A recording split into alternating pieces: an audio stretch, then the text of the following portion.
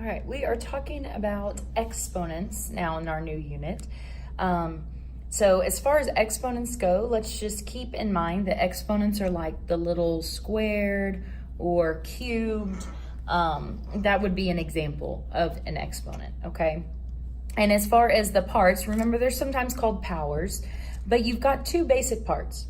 You have, all together it's called a power.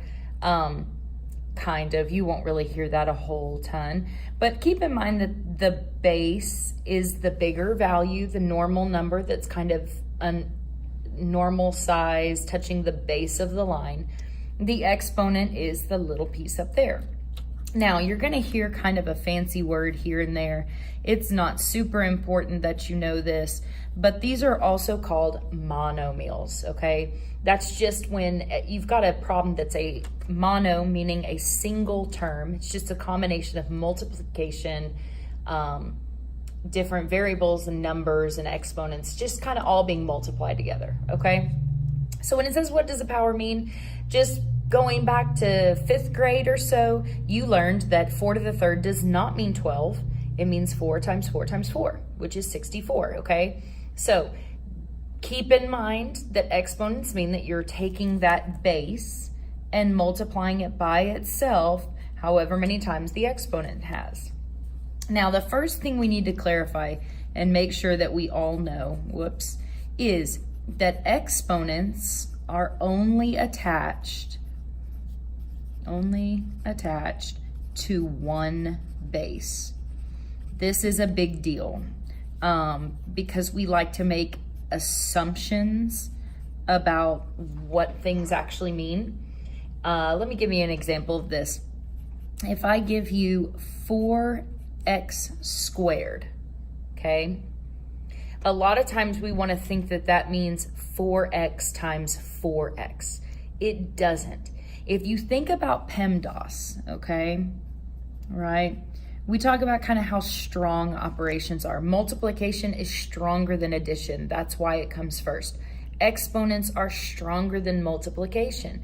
So that means this x and the squared are attached even more tightly than that multiplication is. So the exponent is so strong, it's gonna pull that x away. And what this really means is, okay, I've got a 4, and then I have x times x. Okay, you have two separate bases in this little term, in this one little mathematical piece.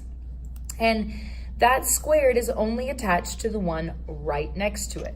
Now, the other option, just like anything, if I put it in parentheses, now all of a sudden those parentheses have grouped them on top of the exponents.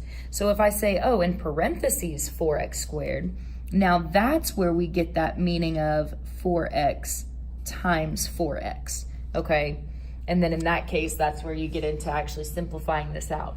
But these are two very different situations, and we need to know that if you see an exponent without parentheses, it is only attached to what's right next to it. Do not assume it's attached to the separate piece out here, okay?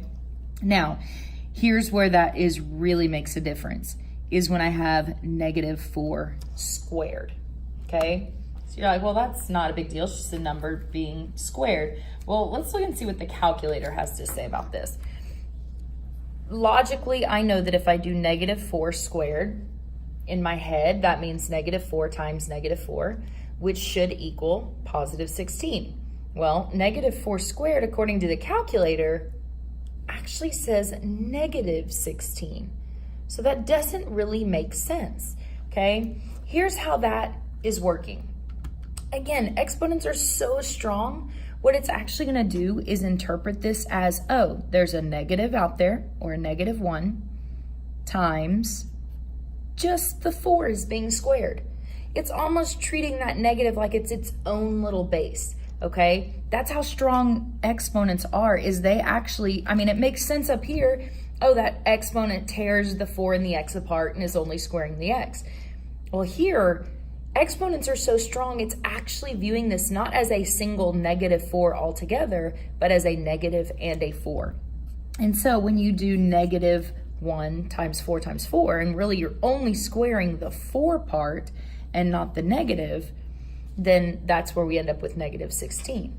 So if I want it to make what I actually know that it should equal, which is positive 16, I have to do, negative 4 grouped squared. I've got to use parentheses to really tell that exponent, hey, this is a group deal here. This is all together.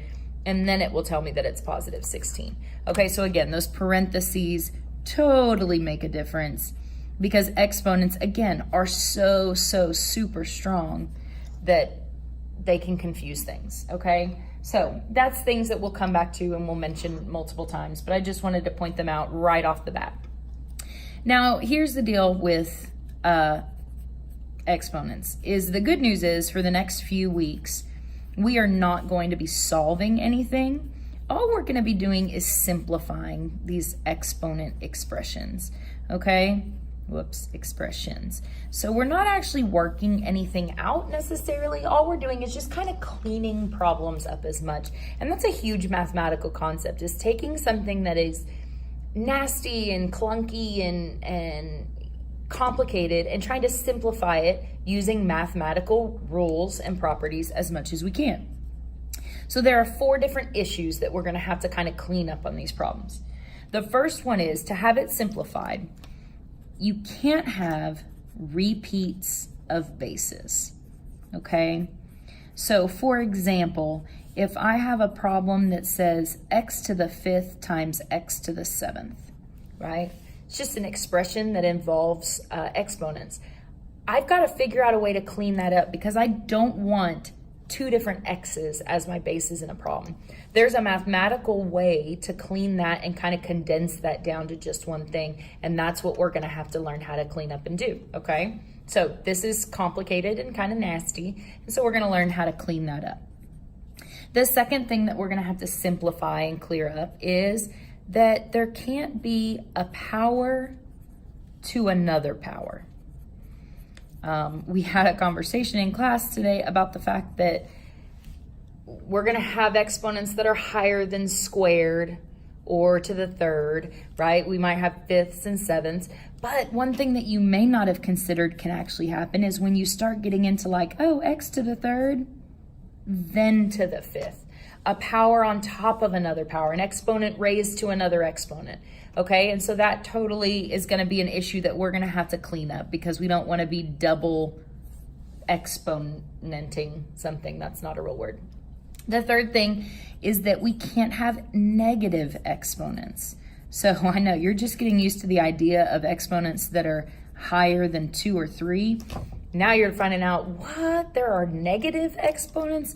Yeah, and we're going to learn how to clean them up. So you can't have like x to the negative 5th, okay? You're going to have to learn a way to clean up that negative exponent. And there's a mathematical property we're going to follow, and it's not super complicated.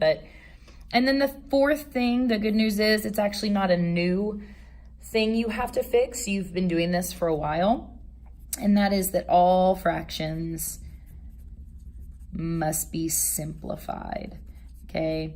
That makes sense. That's an ongoing rule always, right? If I have a problem like 4x squared over 8, where ultimately I have 4/8 in that problem, I'm gonna have to clean up that fraction. That fraction is not simplified. It's not pretty.